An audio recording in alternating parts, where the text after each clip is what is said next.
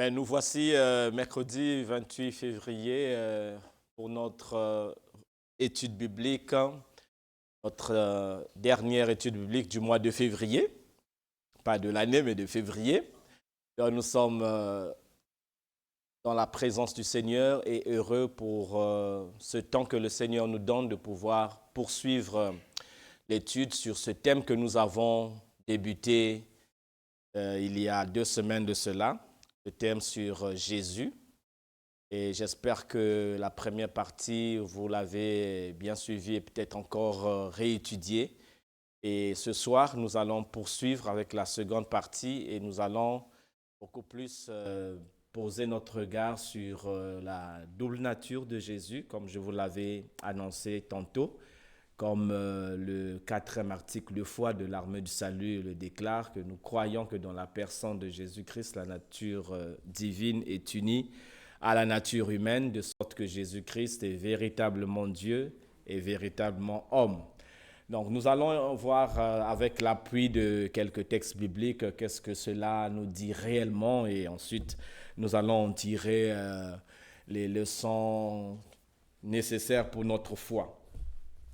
Et j'aimerais encore rappeler que dernièrement, nous avons vu que Jésus était vraiment indispensable pour notre vie spirituelle par rapport aux 7 déclarations qu'il avait faites dans l'Évangile selon Jean.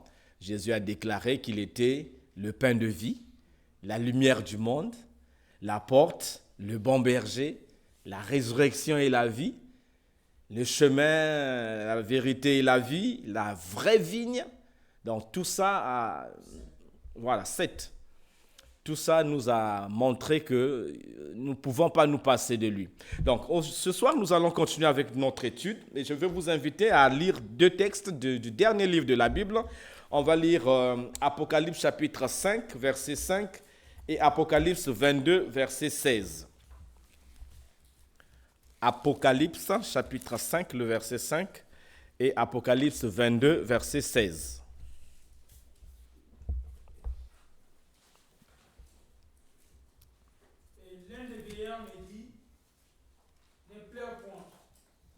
Voici les lions de la tribu de Juda, les rejetons de David, a vaincu pour ouvrir le livre et ses 7 sceaux. Merci. Apocalypse 22, verset 16. Moi, Jésus, j'ai envoyé mon ange pour vous attester ces choses dans les églises. Je suis le rejeton et la postérité de David, l'étoile brillante du matin. Voilà. Donc, nous voyons dans ces 2 textes, il y a 2 expressions qui qualifient Jésus. Jésus s'appelle 1. Le rejeton de David et 2. La postérité de David. C'est ce qu'il dit dans le verset 16. Je suis le rejeton et la postérité de David. Donc, il est décrit donc en même temps, nous voyons qu'il est le rejeton et la postérité. Alors, en tant que descendant de David, dernièrement, vous vous rappelez qu'on avait dit que Jésus était fils de David. Il y a certains qui l'ont appelé, beaucoup de gens l'ont appelé fils de David déjà parce que nous avons vu que dans la prophétie concernant la naissance de Jésus dans Michée chapitre 5, 1, que c'est de Bethléem que devait venir le Messie. Et Bethléem était la ville du roi David, de la famille de David, donc d'Isaïe, son père. Nous avons vu ça dans 1 Samuel. Donc, ils sont nés à Bethléem et Jésus aussi est né à Bethléem. Nous allons lire un texte qui nous révèle encore cela, Ésaïe, le chapitre 11, le verset 1 et 2. Ésaïe, chapitre 11, verset 1 et 2. Puis un rameau poussera de la souche d'Isaïe. Mm-hmm.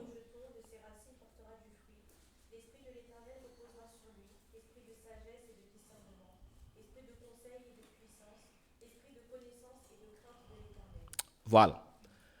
C'est un texte prophétique qui nous parle de Jésus. Un rameau sortira du tronc d'Isaïe. Isaïe, c'est le père de David. Voilà. Et un rejeton naîtra de ses racines. Donc ici, il est démontré que cette personne-là viendra de Isaïe, donc du père de David, de la famille d'Isaïe. C'est un rejeton qui naîtra. Et l'Esprit de l'Éternel reposera sur lui. Esprit de sagesse, d'intelligence, esprit de conseil, de force, esprit de connaissance et de crainte de l'Éternel. Il s'agissait simplement du Seigneur Jésus dont il était question ici. Et lorsque vous voyez même dans la généalogie de Jésus, dans Matthieu chapitre 1, le verset 1, on nous révèle que effectivement l'un des ancêtres de Jésus, c'est David. Hein, si on peut rapidement le lire.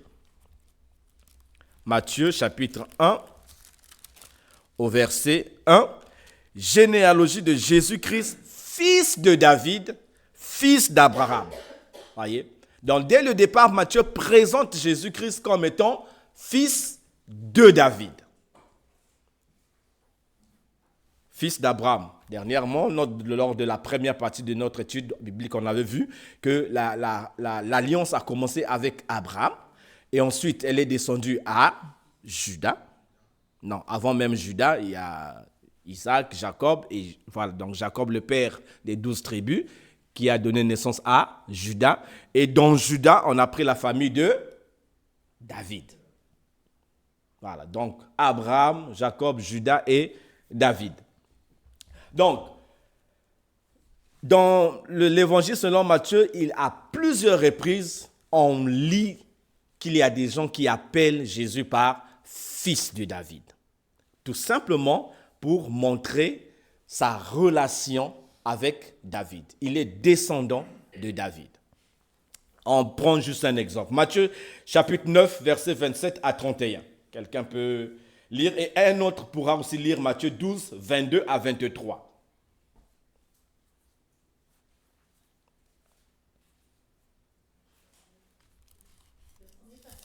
Matthieu chapitre 9, 27 à 31.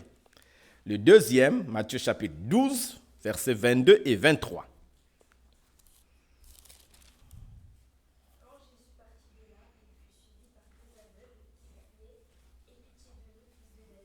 Ah.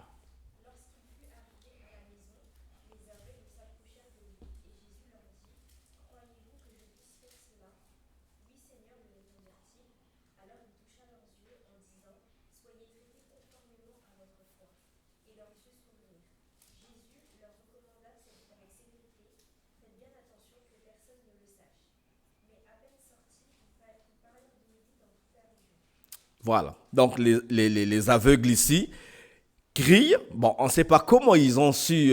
Certainement, les gens leur ont dit que c'est Jésus. Mais ils ne vont pas dire Jésus, aie pitié de nous. Ils vont dire fils de David.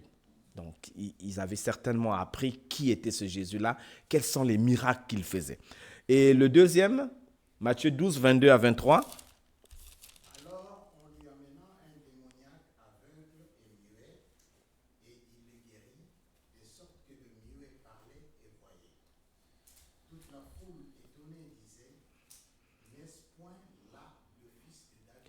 Voilà. Et si vous voyez ici, quand les gens se posent la question, n'est-ce point là le fils de David, ça ne veut pas dire que David était présentement là en tant que son papa. Mais c'est un titre en fait. Pour les Juifs, l'énoncé de fils de David signifiait en fait le Messie. Quand ils disent n'est-ce pas là le fils de David, en fait ils voulaient dire n'est-ce pas là le Messie, le roi qui a été promis. Le sauveur qui a été promis, c'est lui. Parce que quand même quelqu'un qui délivre une personne qui est démoniaque, remplie d'un mauvais esprit, mais qui est en même temps aveugle et muet, il n'avait jamais vu ça. Donc quand ils voient cette guérison, ils se disent, c'est pas un homme ordinaire, ça doit être le Messie. Ça doit être le Messie. Donc voilà. Et nous ne devons pas juste nous arrêter à ce point-là de voir juste cet aspect de Jésus qui est fils de David, mais il est aussi la racine de David. Alors, nous allons lire un texte dans Matthieu 22, le verset 41, un texte qui a vraiment troublé les pharisiens. Matthieu chapitre 22, les versets 41 à 46.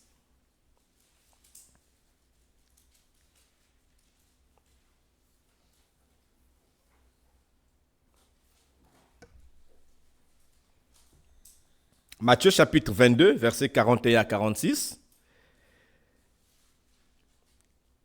Comme les pharisiens étaient assemblés, Jésus les interrogea en disant, « Que pensez-vous du Christ?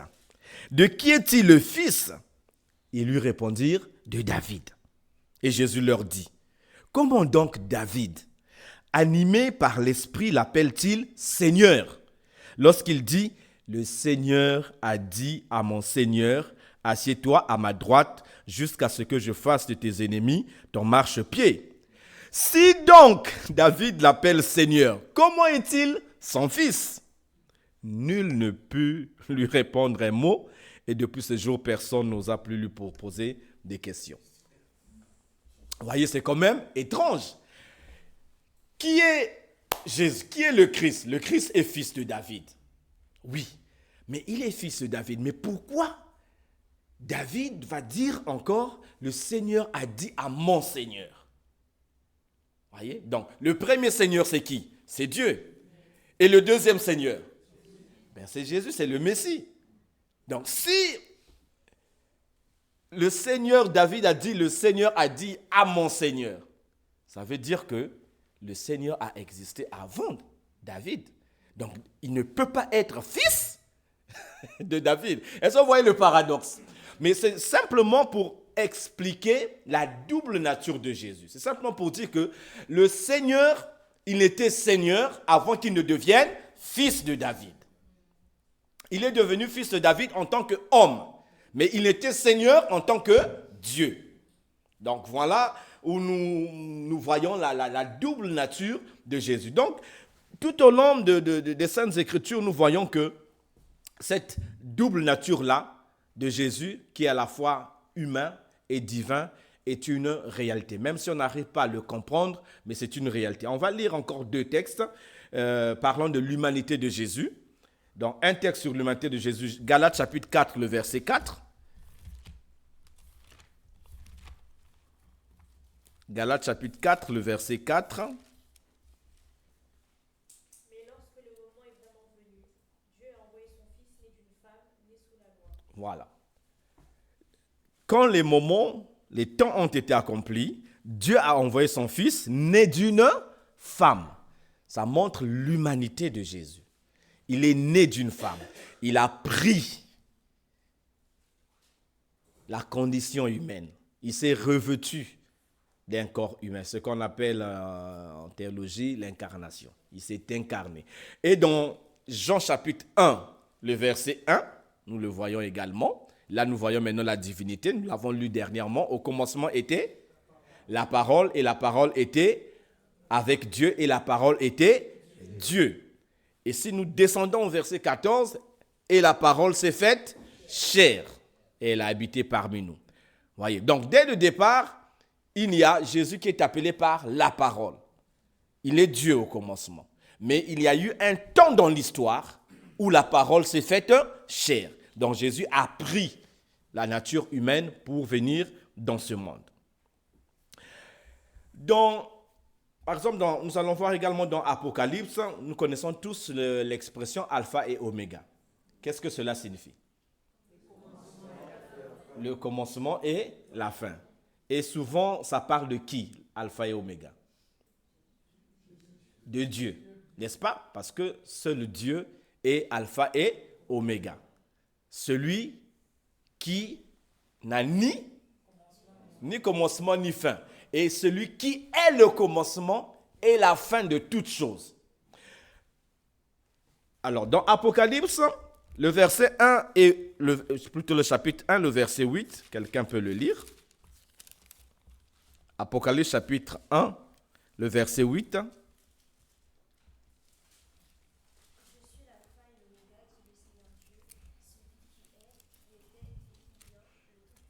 Voilà. Qui parle ici? Qui est l'alpha et l'oméga? C'est Dieu. Le Dieu Tout-Puissant, c'est clair. N'est-ce pas? Mais allons dans Apocalypse 22, le verset 13.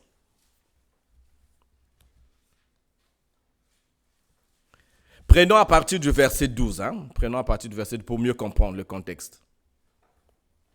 Voici, je viens bientôt, et ma rétribution est avec moi, pour rendre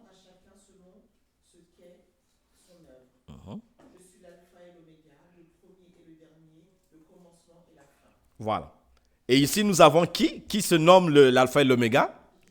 C'est Jésus. Parce que celui qui vient, c'est Jésus. Donc, au début de l'Apocalypse, c'est le Dieu Tout-Puissant qui dit « Je suis l'alpha et l'oméga ». Mais à la fin de l'Apocalypse, c'est Jésus qui dit « Je suis l'alpha et l'oméga ». Donc, nous voyons ici que tous les deux partagent la même nature. Jésus est Dieu. Il n'y a pas de problème à cela. Ils ont la même nature. Lui-même, le Seigneur, se déclare comme Jésus se déclare lui-même comme étant l'alpha et l'oméga. Dans Apocalypse, plutôt dans Hébreu, nous allons voir aussi un texte qui nous éclaircit un peu sur ça. Hébreu, chapitre 1, les versets 8 et 9. C'est une étude biblique, donc nous parcourons un grand nombre de versets. Hébreu, chapitre 1, versets 8 et 9. Mais il a dit au Fils, ton trône, ô Dieu, est éternel, le sceptre de ton règne est un sceptre d'équité.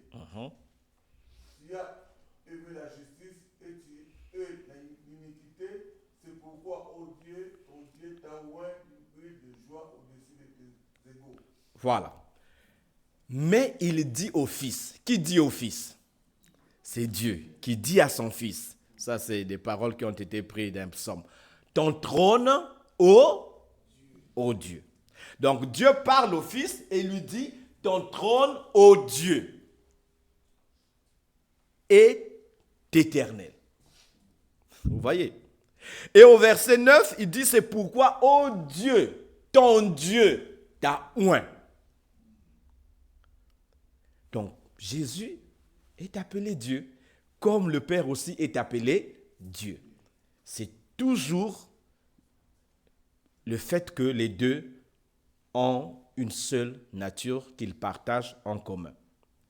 On se rappelle encore du troisième article de foi. Nous croyons que dans ce Dieu unique, il y a trois personnes réellement distinctes, mais égales en puissance et en gloire.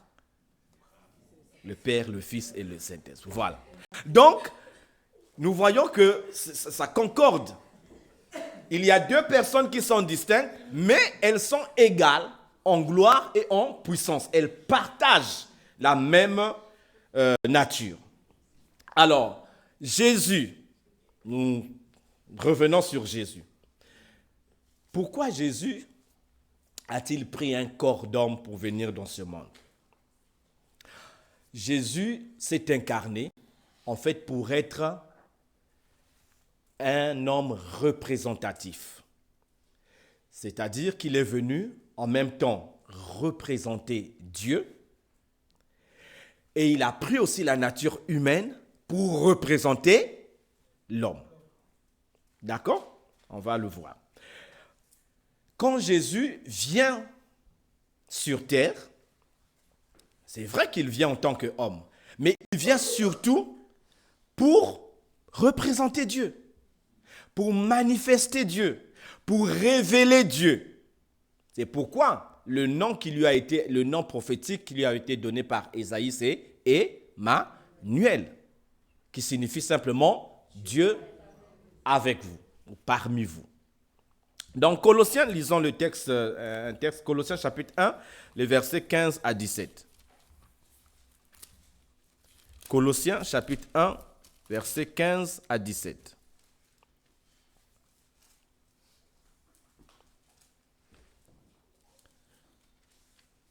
Il est l'image de Dieu, il est l'image du Dieu invisible, le premier-né de toute la création. Car en lui ont été créées toutes les choses qui sont dans les cieux et sur la terre, les visibles et les invisibles. Trône, dignité, domination, autorité. Oui, c'est pas fini, continue jusqu'au verset 17. Tout a été créé par lui et pour lui. Il est avant toute chose et toute chose subsiste en lui. Voilà. Ici, on nous parle de Jésus, le Fils. Il est l'image du Dieu invisible. Mais quand l'expression préménée de toute la création ne signifie pas que c'est lui qui a été créé en premier. Non. C'est juste pour montrer sa position. En fait, préméné ici dans le contexte biblique, c'est celui qui est au-dessus. Celui qui a une place de primauté. D'accord? Donc, Jésus est avant toute la création. Il est au-dessus de toute la création, mais il est l'image du Dieu invisible. C'est-à-dire, il est venu révéler, en fait, ce Dieu que les gens ne voyaient pas. Donc, en Jésus, on peut dire, c'est Dieu qui s'est fait visible. Parce que le Dieu de l'Ancien Testament, on ne le voit pas. Il se révèle, on entend sa voix, mais on ne le voit pas. Mais dans le Nouveau Testament, Dieu se fait homme pour être visible, pour se faire voir. Et on verrait même toujours dans Jean, on va le lire, Jean chapitre, le tout premier chapitre.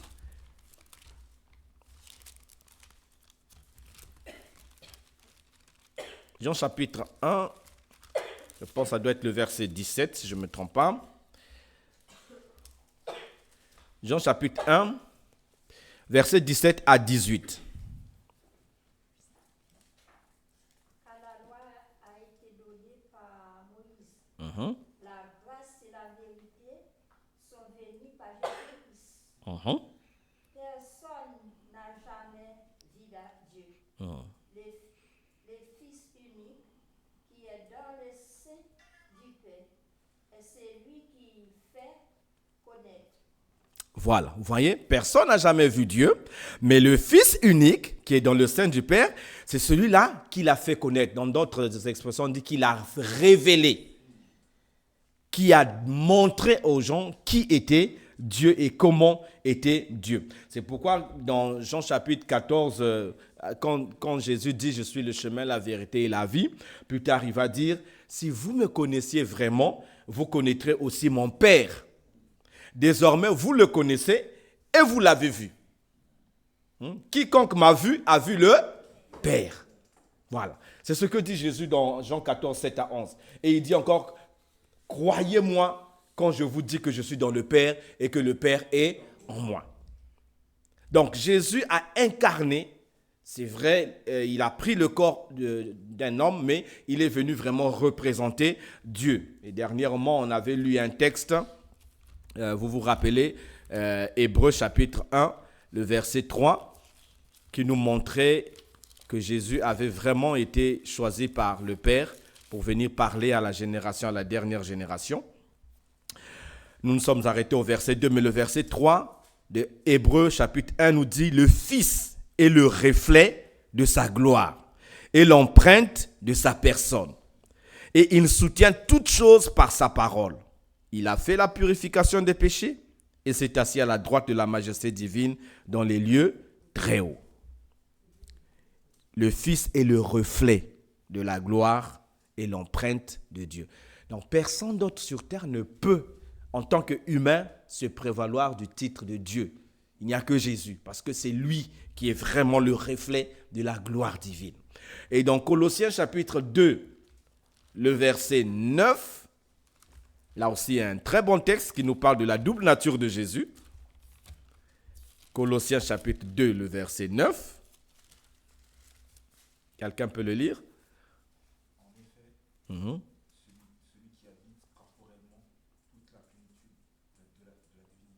Voilà. Dans ma version du second, il dit « Car en lui habite corporellement toute la plénitude de la divinité. » Alors, quelles sont les deux expressions ici qui nous parlent de sa double nature, humanité et divinité? Il y a corporellement qui fait relation à sa nature humaine et il y a plénitude de la divinité qui fait relation à sa divinité, au fait qu'il est Dieu. Donc, Jésus est Dieu, mais dans un corps humain, c'est ce que cela veut dire. Donc, dans son corps, il avait la plénitude. Ce n'est pas une partie, non, mais il était totalement Dieu et totalement humain. C'est ce que Colossiens chapitre 2, le verset 9 nous dit ici. Donc, corporellement, en lui habitait la plénitude de la divinité.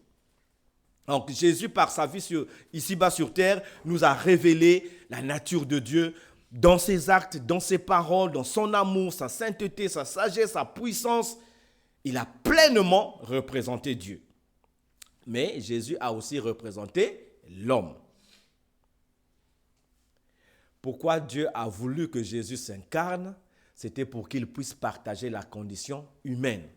Et nous le comprendrons un peu plus tard, l'importance du fait que Jésus soit devenu homme. Parce que Dieu pouvait nous sauver juste en disant à Jésus, bon, va directement comme ça, dans ta gloire, sur la terre, et tu sauves les hommes. Mais Dieu ne l'a pas fait. Dieu a choisi le moyen de l'incarnation. Jésus devait entrer dans le corps d'une femme, sortir, naître comme un petit enfant, grandir, vivre, et après, autour de l'âge de 33 ans, donner sa vie sur la croix pour nous. Mais il a été vraiment un homme qui a représenté toute l'humanité. En lui se trouvait l'image parfaite de Dieu, mais en lui aussi se trouve l'image parfaite de l'homme. C'est-à-dire l'homme que Dieu a voulu créer de manière parfaite, Jésus est venu le démontrer. Jésus est venu vivre en tant que cet homme-là. Nous allons lire un texte de Philippiens chapitre 2, les versets 6 à 8, en parlant de l'abaissement de Jésus. Philippiens 2, versets 6 à 8.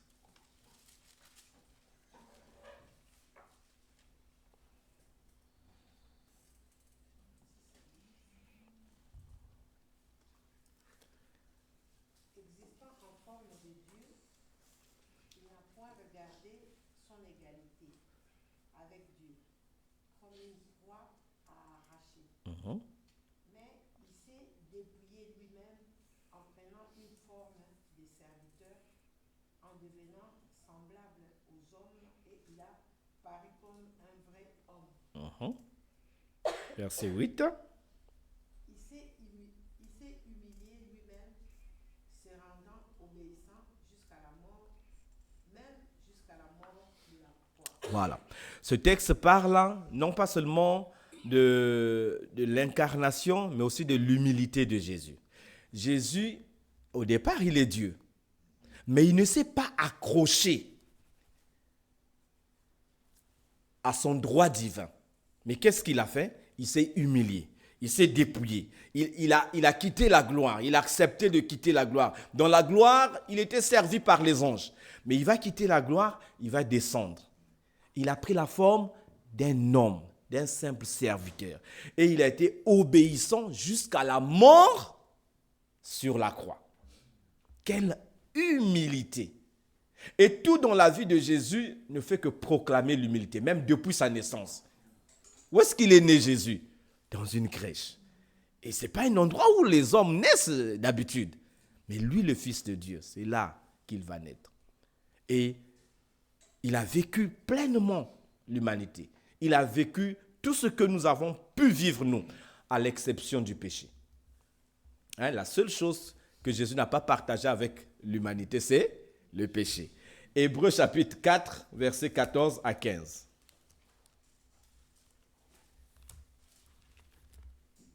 Hébreux chapitre 4, versets 14 et 15. Ainsi, puisque nous avons un grand souverain sacrificateur qui a traversé les cieux, Jésus le Fils de Dieu, demeurons fermes dans la foi que nous professons. Car nous n'avons pas un souverain sacrificateur qui ne puisse compatir à nos faiblesses. Au contraire, il a été tenté comme nous en toutes choses, sans commettre de péché. Voilà. Ici, il y a quelque chose de très important sur l'humanité de Jésus. Qu'est-ce qui montre que Jésus a été pleinement humain par rapport à ce verset, le verset 15? Parce que Jésus a été tenté. Seuls les humains sont tentés. Dieu ne peut pas être tenté. Jésus, en tant qu'homme, a été tenté. Vous vous rappelez l'histoire, en Matthieu chapitre 4, après son baptême, il a été conduit dans le désert pour être tenté. Mais il n'a pas été tenté comme Dieu, il a été tenté comme homme. Parce que si vous voyez les tentations, ces tentations-là ne s'appliquaient pas à un Dieu. C'est la tentation de la faim, n'est-ce pas? Il était affamé et le diable dit, si tu es fils de Dieu, transforme ces pierres en pain pour que tu puisses manger. Mais Jésus va dire non. Il est aussi écrit que l'homme ne... Pas que de pain seulement, mais de toute parole qui sort de la bouche de Dieu. Donc là, il y avait une tentation sur la satisfaction de ses besoins physiques. Après, le diable lui dit, bon, jette-toi du haut du temple et puis voilà, les anges viendront te porter comme il est écrit. Mais Jésus va dire non, c'est pas possible. Je ne dois pas tenter mon Dieu. C'était en fait dans une logique de rechercher la popularité. Parce que s'il le faisait, que les gens venaient, les gens allaient voir comment les gens sont venus porter Jésus. Les gens allaient acclamer. Ah voilà, c'est un grand homme de Dieu. Comme aujourd'hui, beaucoup de gens recherchent la popularité en cherchant à faire des grandes choses. Et une dernière, c'est la cupidité, la convoitise. Quand le diable lui montre tous les royaumes de la terre, il dit, si tu t'inclines devant moi, je te donnerai tous ces royaumes-là parce qu'ils m'ont été donnés. Mais Jésus lui dit, non, arrière de moi, Satan. Je ne peux pas m'incliner parce qu'il est dit, tu n'adoreras que Dieu seul. Malheureusement, aujourd'hui, tant de chrétiens se sont courbés devant le Dieu de ce siècle, le Dieu de ce monde, pour avoir les biens. Ils ont vendu leur âme. Mais Jésus ne l'a pas fait. Donc Jésus a été tenté comme nous. Dans toutes les expériences que nous connaissons, nous pouvons dire que Jésus les a connues. Jésus les a traversées. C'est pourquoi il est celui qui peut véritablement nous représenter devant Dieu.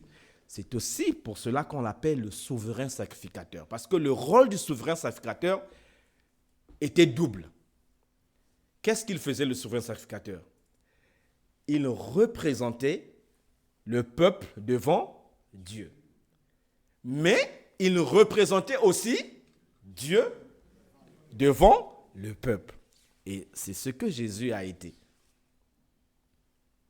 En tant qu'homme, il nous a représentés devant Dieu. Et en tant que Dieu, il a représenté Dieu devant nous. C'est pourquoi on l'appelle, nous allons le découvrir dans 1 Timothée chapitre 2, le verset 5 à 6. Nous allons lire ce texte et nous allons découvrir quel est le titre qui est donné à Jésus.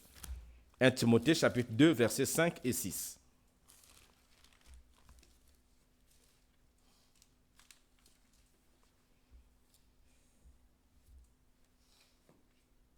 En effet, il y a un seul Dieu et il y a aussi un seul médiateur entre Dieu et les hommes, un homme, Jésus-Christ, qui s'est donné lui-même en rançon pour tous. Tel est le témoignage rendu au moment voulu. Voilà. Quel est le titre qui est attribué à Jésus ici? Médiateur. Jésus est le médiateur entre Dieu et les hommes. Il y a un autre terme aussi qui peut être utilisé à la place de médiateur, c'est réconciliateur. C'est Jésus qui réconcilie les hommes avec Dieu. Jésus est le pont, le seul pont entre Dieu et les hommes. Il est le médiateur. Pourquoi? Parce que vous verrez, si vous avez étudié l'histoire de la sortie d'Israël de l'Égypte, c'est là où la Pâque a été instituée.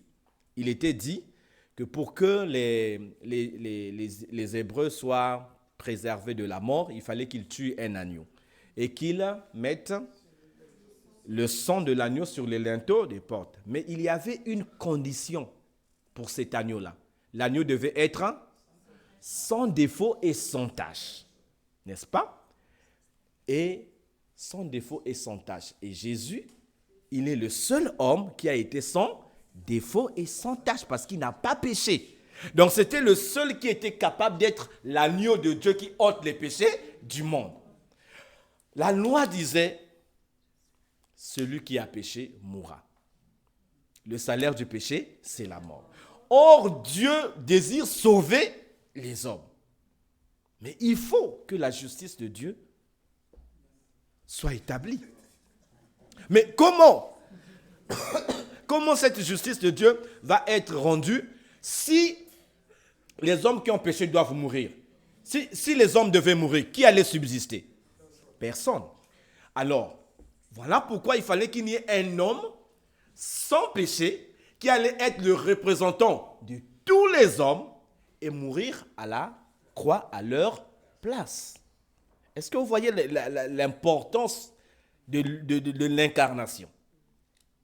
Parce que s'il n'y avait pas eu de Jésus en tant qu'homme sans péché, nous étions tous condamnés à la mort. Mais Jésus, il vient, donc il prend la place de toute l'humanité parce qu'il est mort pour nous et il paye.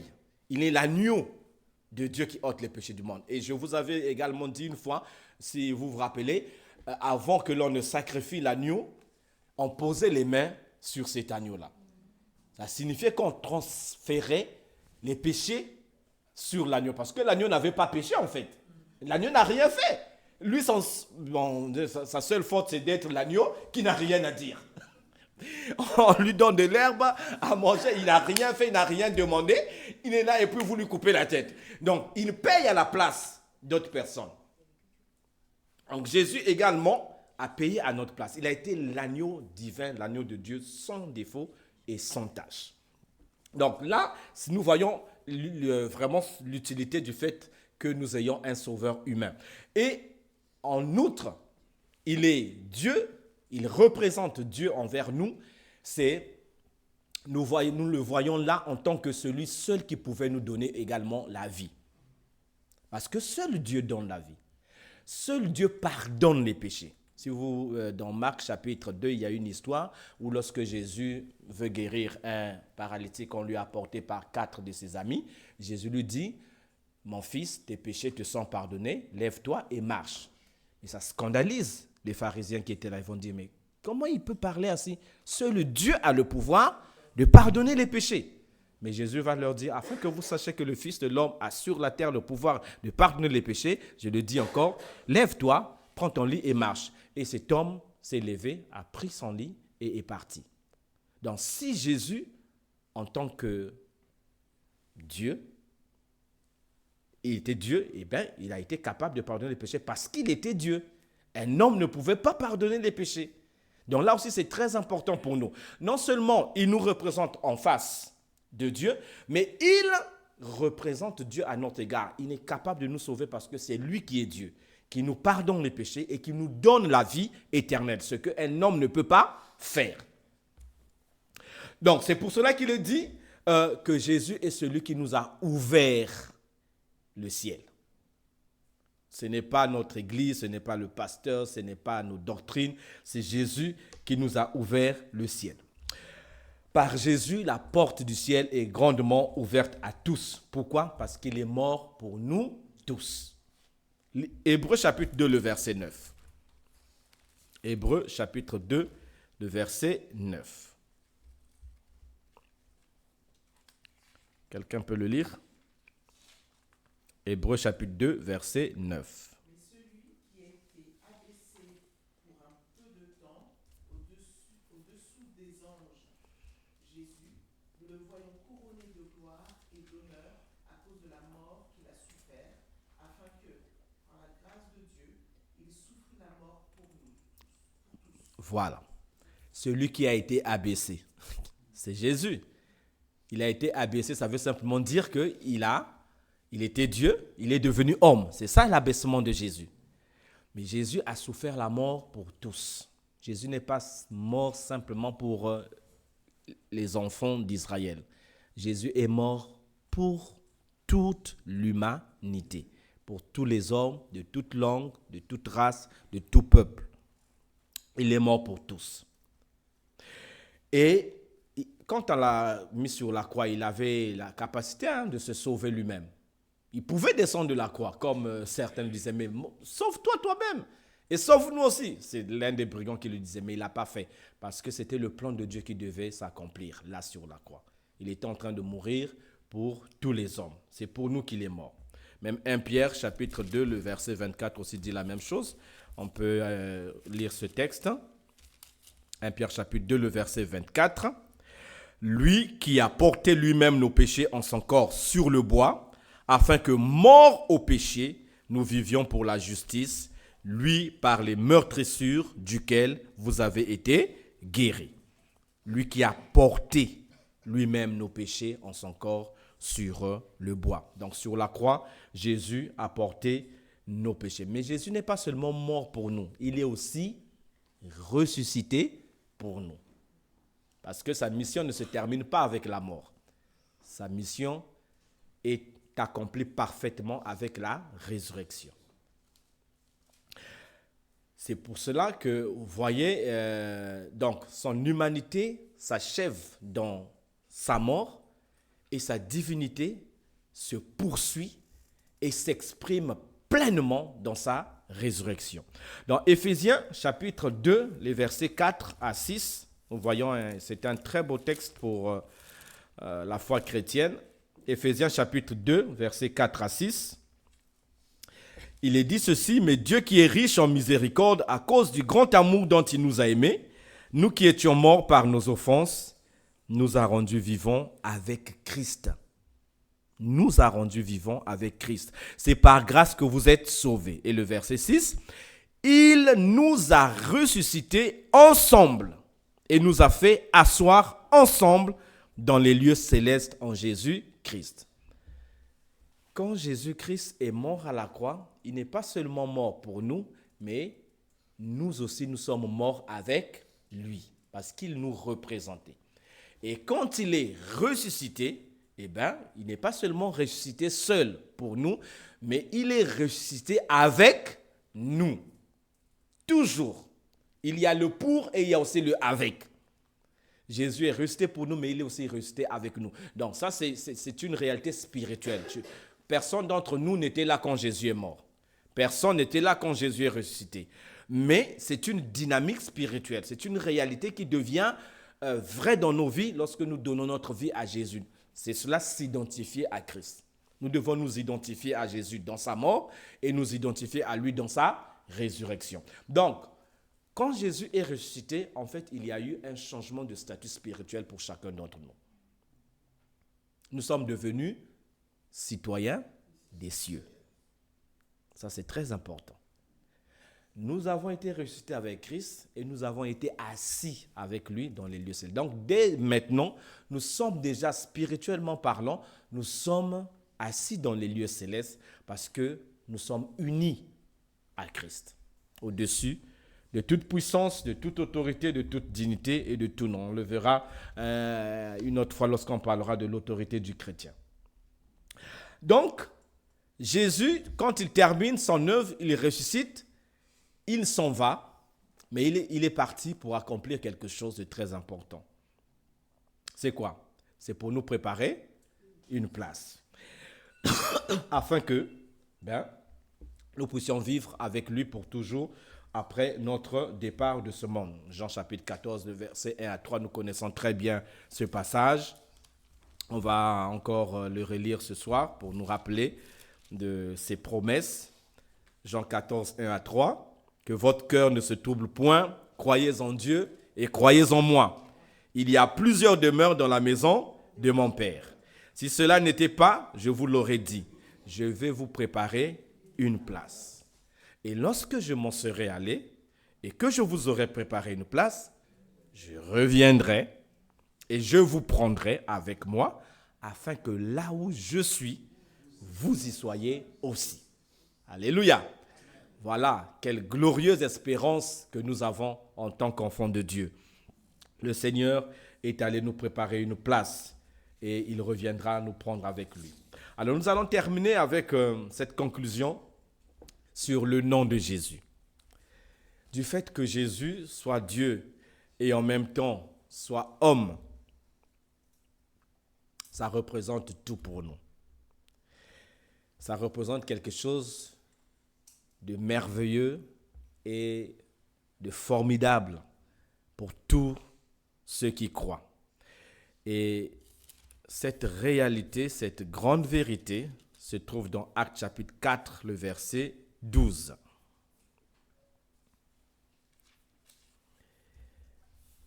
Actes chapitre 4, verset 12. Il n'y a de salut en aucun autre, car il n'y a sous le ciel aucun autre nom qui ait été donné parmi les hommes par lequel nous devions être sauvés. Jésus, c'est le nom qui sauve.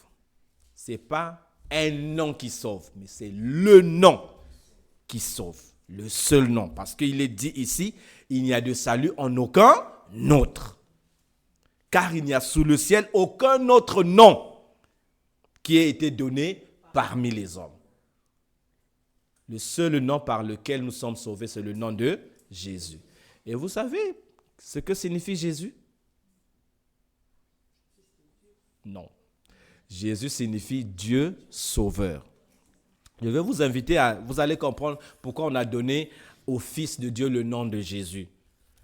Matthieu chapitre 1, lorsque l'ange est venu voir Marie, le verset 21.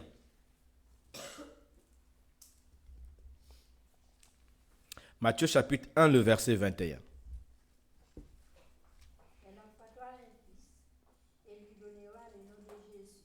C'est lui qui sauvera son peuple de ses péchés. Ah, voilà.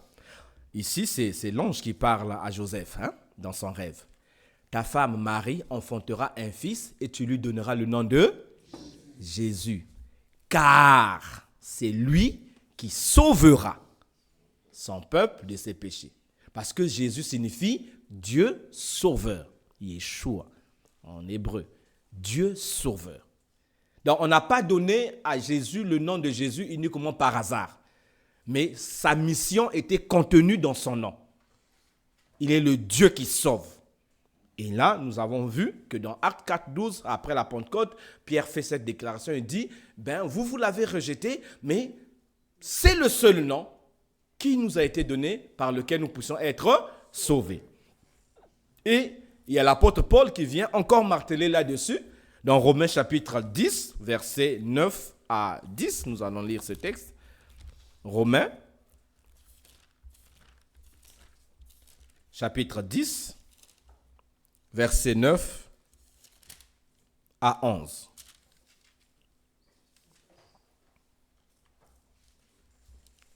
Si tu confesses de ta bouche le Seigneur Jésus, et si tu crois dans ton cœur que Dieu l'a ressuscité des morts, tu seras sauvé. Voilà.